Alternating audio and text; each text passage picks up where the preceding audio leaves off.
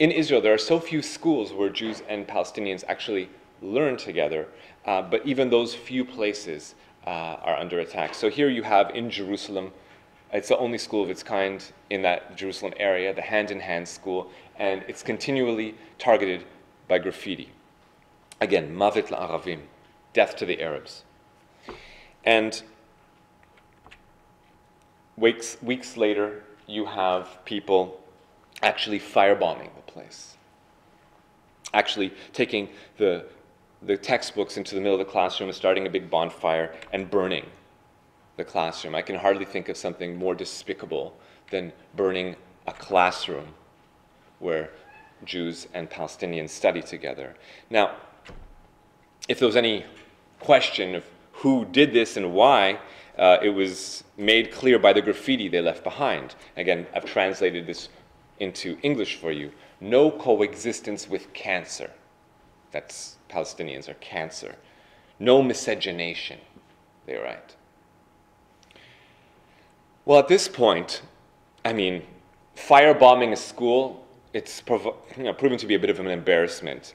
Even Obama is trying to shed some light on the situation. This year for Hanukkah, for the Jewish Festival of Lights, he actually invited Jewish and Palestinian students from this hand-in-hand school to come to the White House to light the Hanukkah, the traditional candelabra that's lit in celebration of the holiday.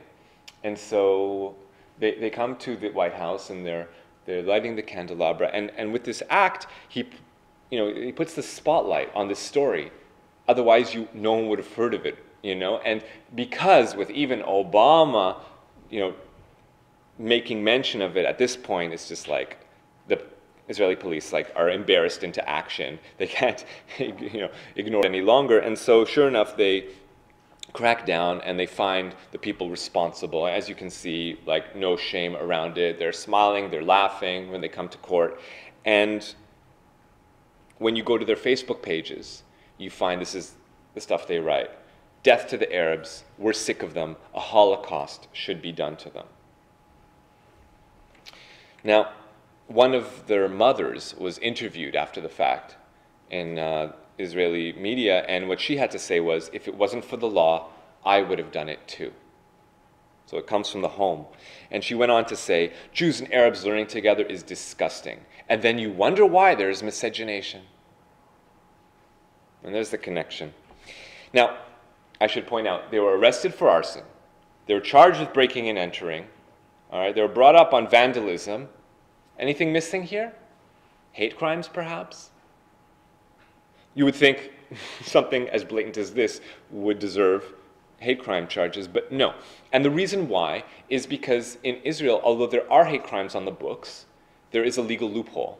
And that's why when they were originally passed, even the founding father of Israeli fascism, Meir Kahane, even he supported this law because there's a loophole which says if you incite racism but you justify it by quoting verses from the Torah or the Talmud, if you justify the racism on religious reasons, then it's okay, it's all good. So this is what they've done, and that's why you don't hear hate crime charges. Now, when you see this photograph, this is what I see. Okay? Now, it's interesting. I'm not suggesting for a moment that there's no racism in the United States of America. Any day of the week, we can open a newspaper, we look at what's happening if it's down in Miami, or if it's in Ferguson, or if it's in your own backyard. We see this all the time, state-sponsored racism. But at least people are a little bit embarrassed about it. You kind of have to go back over half a century to see images in America of people with glee gladly advertising the fact that they are racist. But in Israel, this is our daily reality. Here, after the fact, we have this, again, chief rabbi of the city of Motzkin, and he responds by writing an op-ed talking about his local mall that's crawling with Arabs who, with their nets, they hunt poor Jewish girls day and night unceasingly. And he goes on to write, grant the Israel Prize to the group Lehava. May these righteous people be blessed. So those people who firebomb these schools, who call for a Holocaust to be perpetrated against Palestinians, they deserve the Israel Prize, the highest prize in the land. Okay, they should be blessed.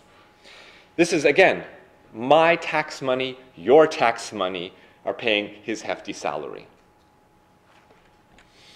So here are a few photographs of these young men and women who study at that school. You know, in each photograph you see Jewish Israeli citizen, Palestinian citizen of Israel. Now, when you look at these photos, what do you feel? Maybe a little bit of hope that maybe it could be better? Well, that's what I feel too. But that's not what the Israeli establishment feel. It's not what the Israeli leaders feel. Ron Huldai, the mayor of Tel Aviv, does everything he can to prevent one of these schools from cropping up in his city. Yona Yahav, the mayor of Haifa, does the same. Anything he can do to prevent one of these joint Jewish-Palestinian schools from being established where both Hebrew and Arabic will be taught. Let me put it to you this way. Mount Everest, what does this have to do with anything?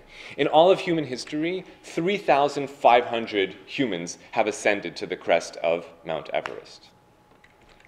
Outer space, about 500 people have gone into outer space. Get this. You stand a greater chance of being one of those few humans who went to the top of Mount Everest than you do of being a child born in Israel and studying with a member of the other ethnic group. You almost stand as good of a chance of being one of those few humans who went into outer space. That's how rare it is. How can we expect things to get better if this is how we're raising the next generation? So, in the United States, 1954 is when the Supreme Court, Brown versus Board of Education, officially desegregated schools. And yet, here we are, over 60 years later, and Israel still looks like this.